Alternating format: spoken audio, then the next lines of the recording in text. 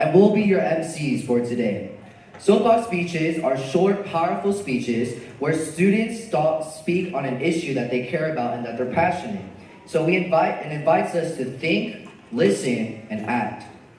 The only thing we ask you as an audience is to be present, listen to understand, celebrate courage, and keep it respectful. Please keep your phones on silent and pause your side conversations. After each speaker, let's please show love to the audience and with applause. And snapping is welcome too. We'll keep things moving so everyone gets their time. You'll have a maximum of 4 minutes for your soapbox speech, and we'll raise our hands to indicate that you have 1 minute left. Our first speaker is Gabriel Ramirez, speaking on AI and the big impact it's already having on our lives. Please welcome Gabriel.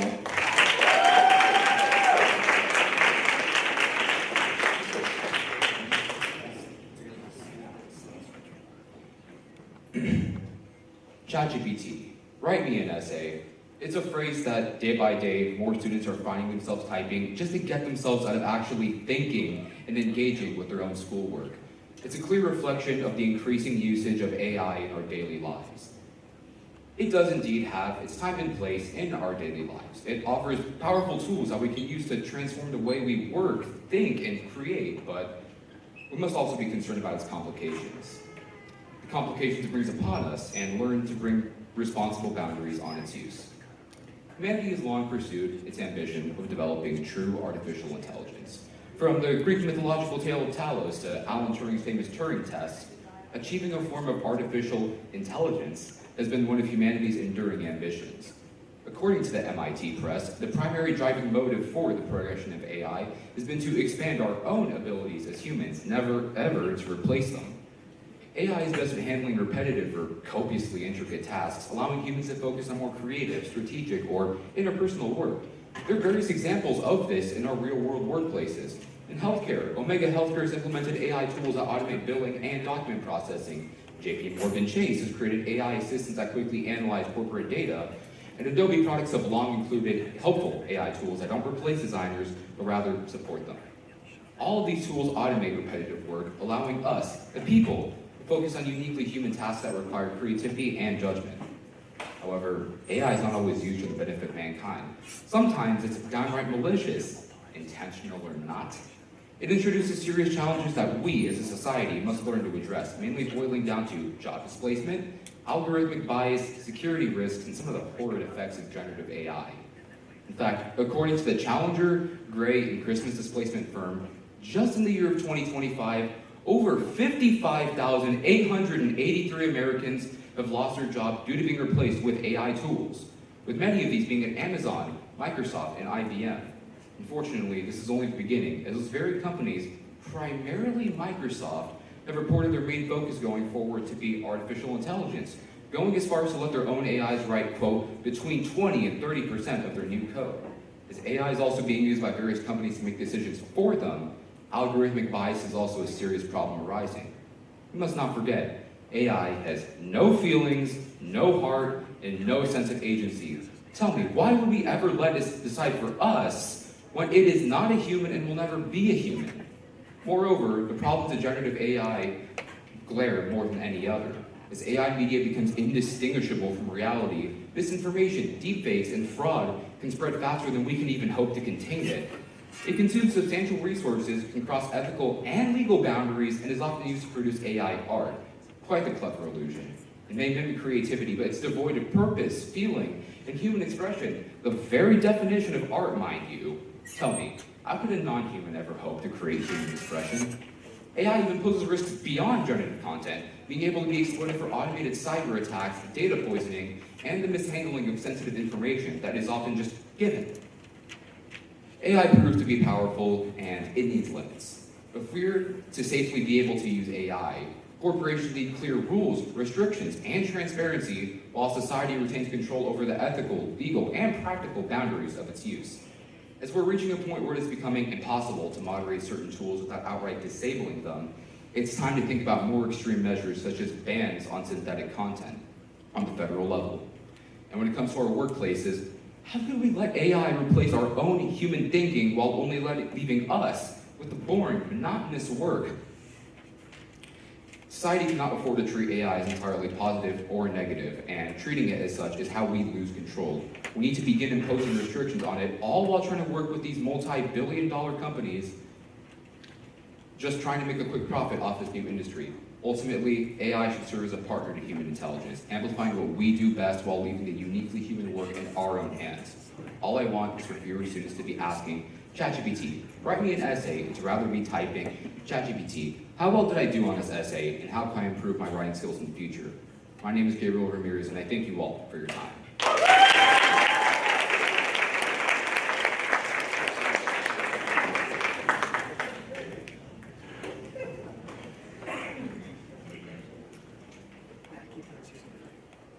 A warm round of applause For Gabriel. for Gabriel.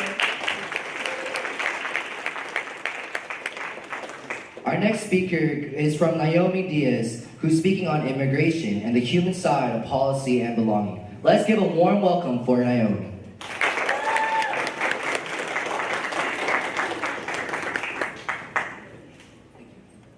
Hi, my name is Naomi. Injustice anywhere is a threat to justice everywhere. Dr. Martin Luther King Jr.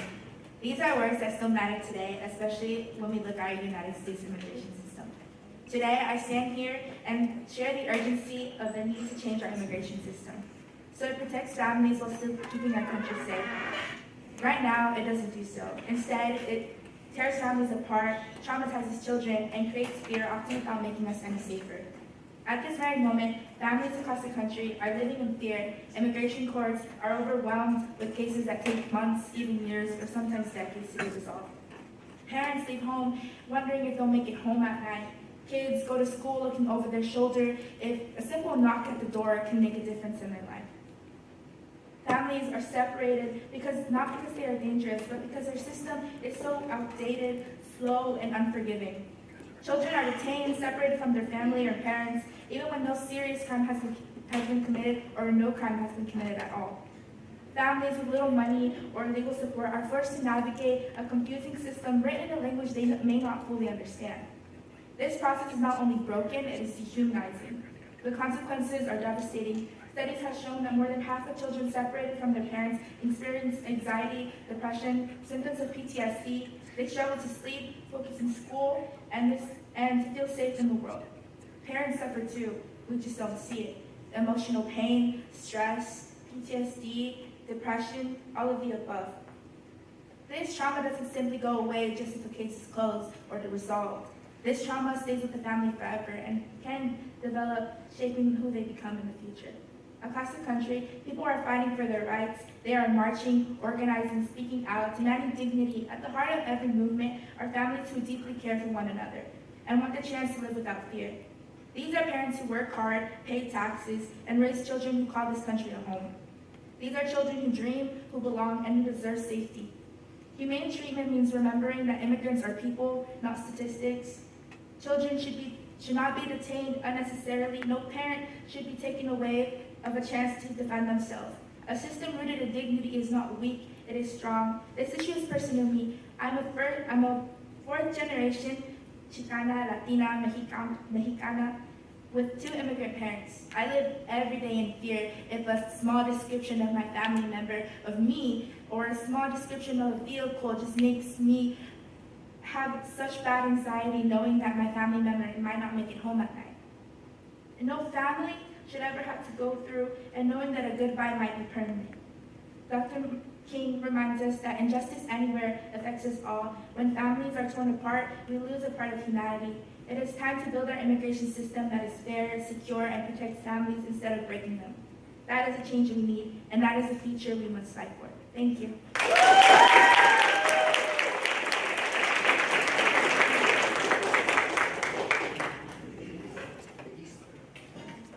Thank you so much, Naomi, for your courage and speaking out. Let's give another warm round of applause, please.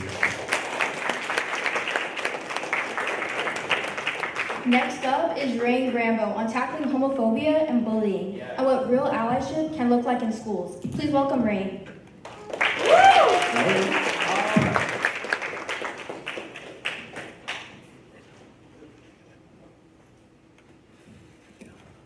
School is supposed to be a safe place to prepare students for the real world. not only supposed to learn academic and critical skills, but social skills, how to treat each other with respect and dignity. And yet, for countless queer students, this rings hollow. School fails to prepare people, it fails queer students, and it lets bullies inflict fear. Oftentimes, those who experience such bullying are the ones who are removed from spaces. My best friend in freshman year was constantly bullied for their identity. It got to the point where they dropped out. They never got to walk for senior year. Thanks to a survey done in GSA, we have learned that 60% of students involved in the club have been bullied or witnessed bullying based on gender identity. Of them, only 20% saw the incident actually reported. 20% were satisfied with the conclusion. All across campus, it continues to happen. All across campus, it's the same story. Bullies are coddled, victims are punished, forced to stay away from public spaces and events. My proposal is to introduce 3 new policies. First, a zero-tolerance policy for bullying. In the professional world, if you bully someone, if you are harassment, you will not be getting a second chance. Often, punishments are weak and lead to retaliation, which leads to my second point, multi-tiered punishments. If punishments are automatically scaled, it acts as a deterrent for constant harassment, and it gives time for the victim to recuperate and learn in a safe space. Third, counselors in detention, because it's not happy people who bully. I believe that counselors can do a lot more help than teachers can in managing students' emotions when they end up in detention. It affects more than just sitting in silence. I won't pretend bullying will be solved by that. That would take a long time of work and changing culture, but many queer students and other marginalized students would have an avenue to combat bullying and to learn and grow up unimpeded. Thank you.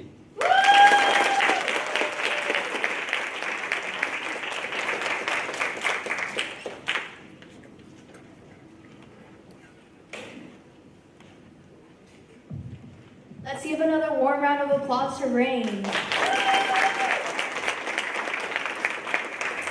Next, please welcome Tiffany Lee speaking on AI for Justice, where technology can help and where it can harm.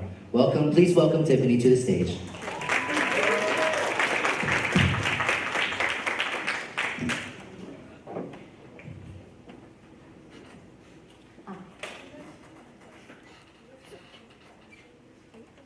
Hello everyone, my name is Tiffany Lee. When people hear about social justice, they imagine me walking on stage like Rumi from K-pop Demon Hunters, holding a sword and a spear, ready to fight evil. But in real life, I don't have weapons, I can't sing like Rumi, and as a junior, I don't have time to flirt with Gino.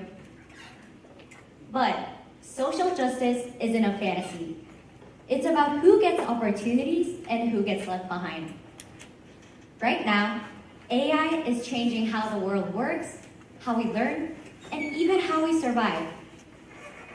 Those who have access move forward faster. Those who don't fall behind faster. And that speed difference is now becoming a new form of inequality, the technology gap. I grew up inside that gap.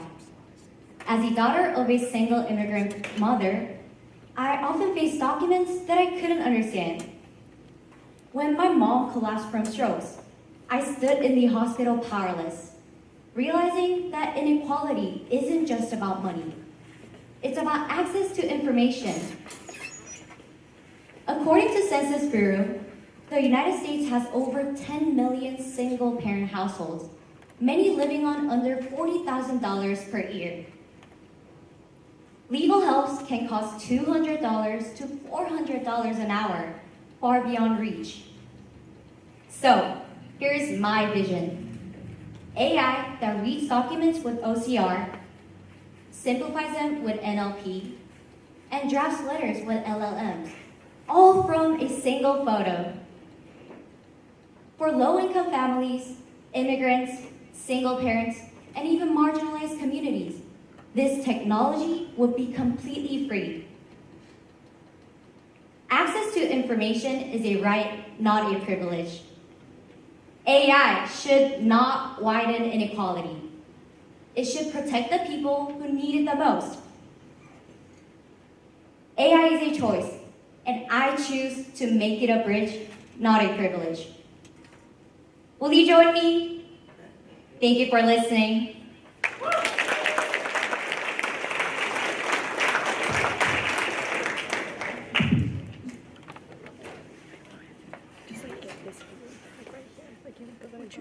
Thank you so much, Tiffany, for your insightful soapbox speech. Let's give her another warm round of applause. Next is Matthew Lucrero, supported by Miss Jackson, sharing an issue that matters deeply to them. Please welcome Matthew.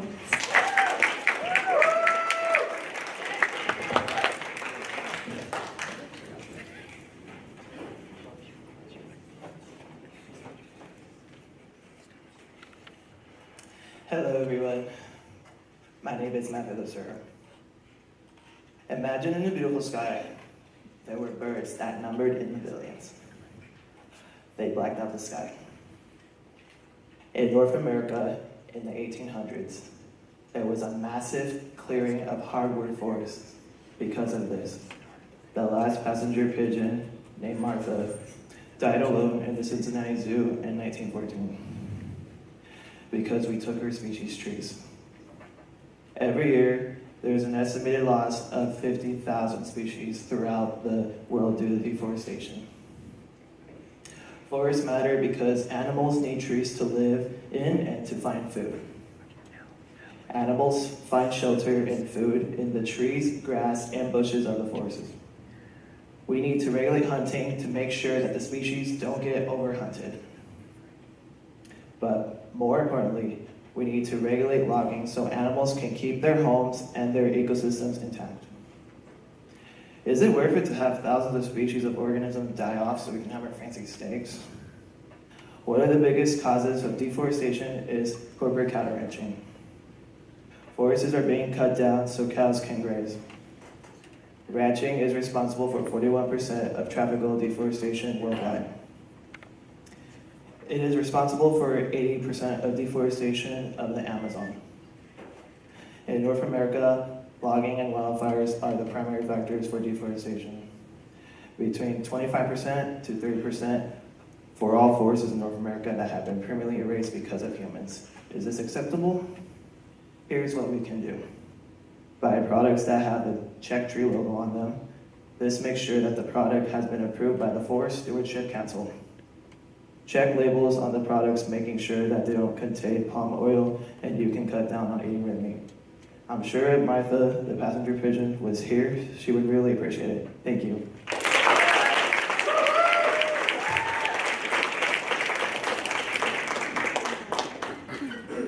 What a powerful speech. Let's hear it one more time for Matthew.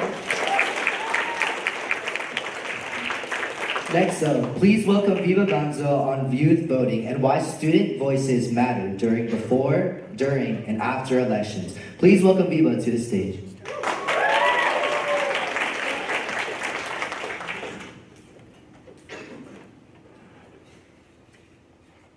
Your future is being decided right now, but not by you.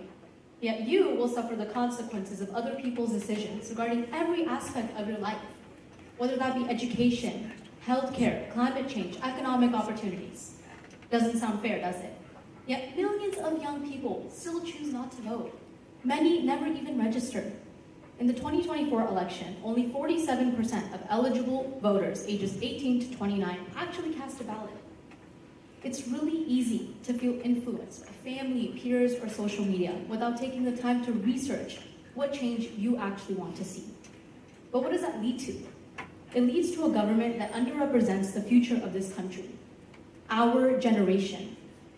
This happens because so many of us, too many, believe that our vote in the midst of millions of others doesn't matter. Others have been disillusioned by the impact their voice can have, feeling stuck in a government that isn't taking proper action. But when young people don't take a stand, older generations dominate elections by voting for policies that benefit them, just as we would. That is why our participation matters. Your vote is more than just a checkbox. Your vote is your seat at the table where your future is being negotiated. Your vote is your way to protect programs you rely on, drive change regarding issues you care about, and redefine what leadership looks like in this country, your country. That being said, casting an educated vote is essential to ensuring that your voice truly reflects your values and priorities. Pick one issue you care about changing, literally just one, and learn where candidates stand on that issue alone. There are nonpartisan websites such as ballotpedia.org where you can quickly get informed on candidates' positions and policies. Head over to registertovote.ca.gov tonight with your ID and pre-register or register to vote. The process will only take you but a few minutes. Time well spent rather than just doom scrolling, don't you think?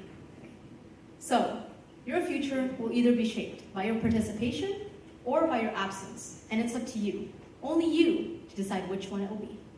Thank you.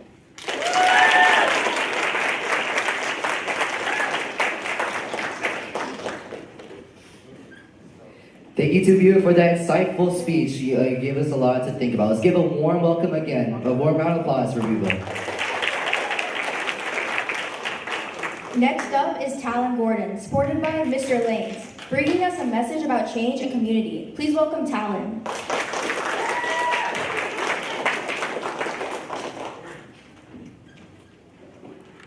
Hi, I'm Talon Gordon, and I'm a junior here in Cypress High School.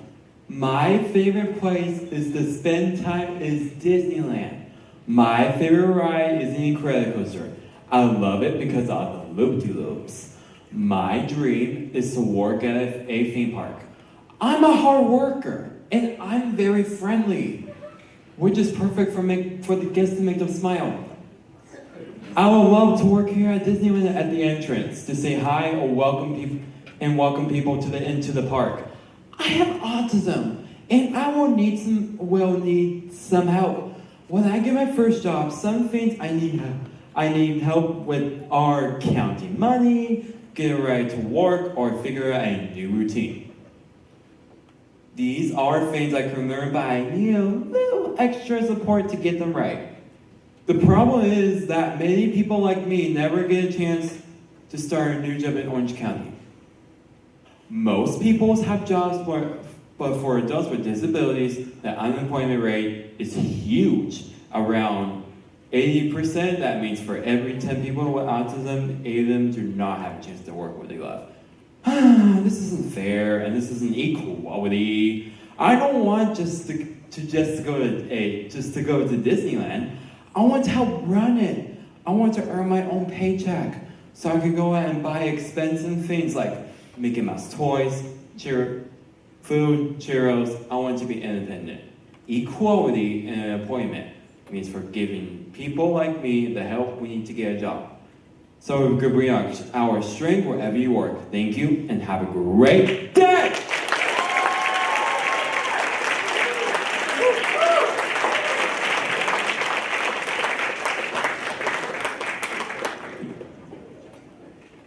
That gave us a lot to think about. Let's hear it one more time for Talon. Our next speaker is Gavin Kim. Let's give a warm round of applause for him and full attention, please.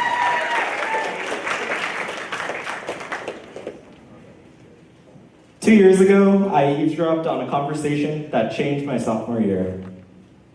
In March of 2024, our district chose to lay off 119 teachers, which is around 10% of the teachers district-wide. This meant that over 250 teachers received notice that by the end of the year, they could lose their jobs. The mood around campus had changed, and I was determined to put a stop to it. I attended board meetings, early morning rallies, met with union representatives, and led a protest of my own. Beside me were thousands of other students, parents, and community members who were all dedicated to the same change I was.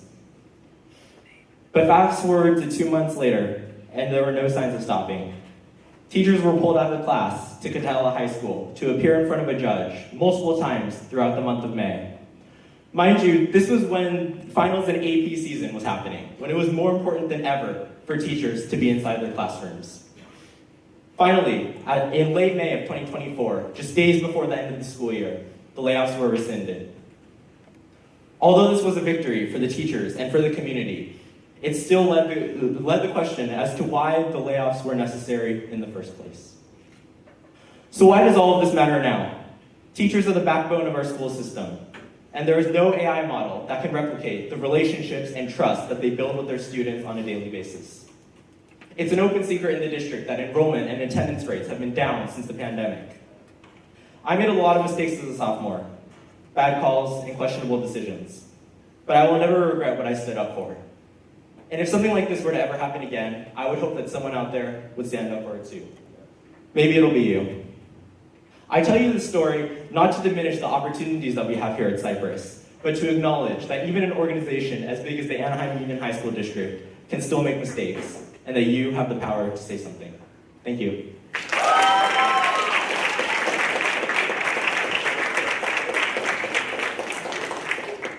Thank you for your powerful, inspiring speech, Gavin. Let's give another round of applause for him. Next is Natalie Yu. Let's give Natalie our full attention and support. Please welcome Natalie to the stage.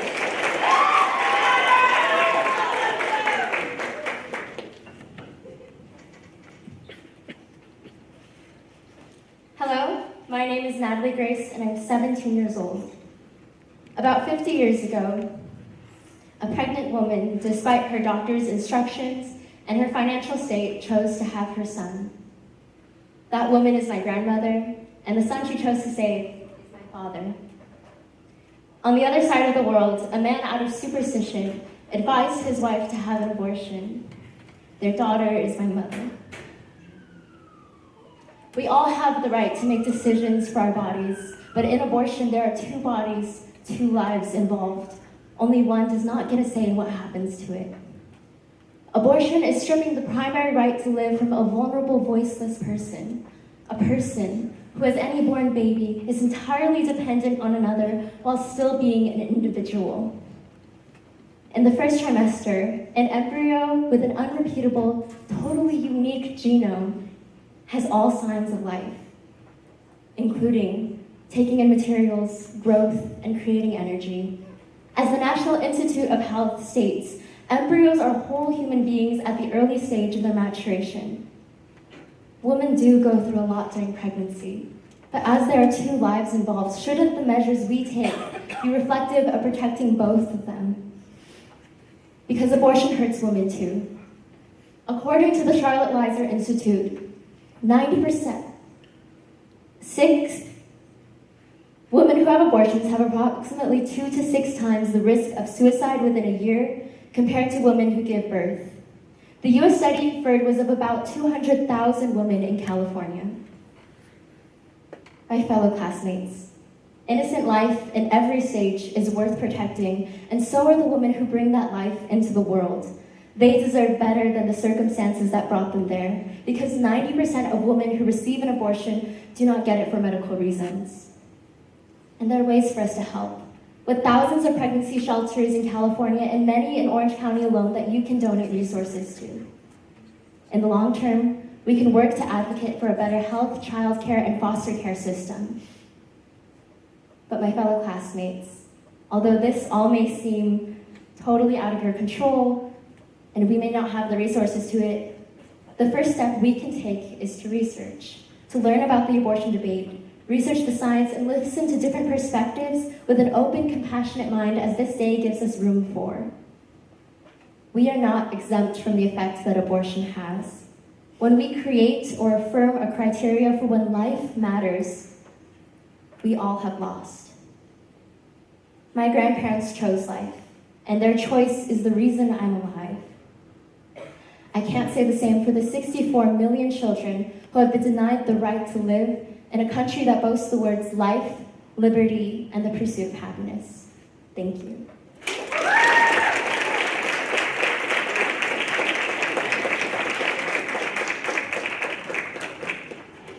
Thank you, Natalie. Let's give a round of applause for her courage and bravery. Finally, our last speaker of today will be Patrick Rasoom on period poverty and the pink tax, and how basic needs shouldn't be a luxury. Let's give a warm round of applause for Patrick as he comes to the stage.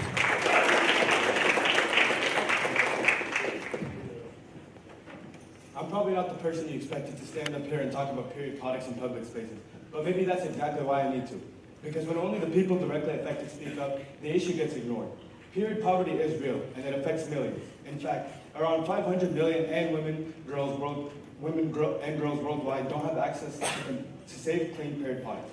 That's not a small issue, that's a global health crisis.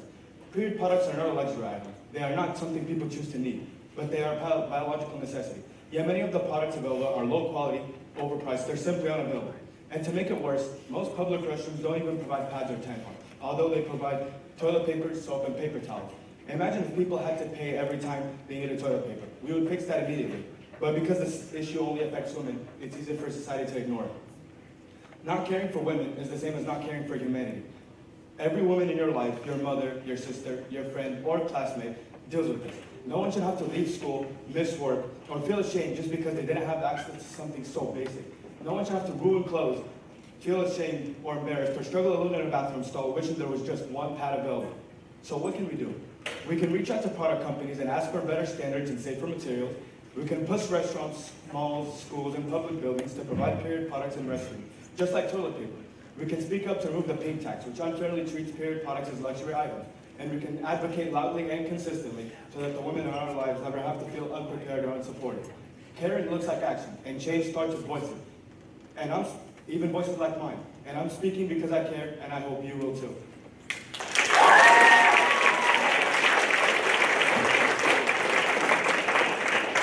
Let's give one round of applause again for Patrick.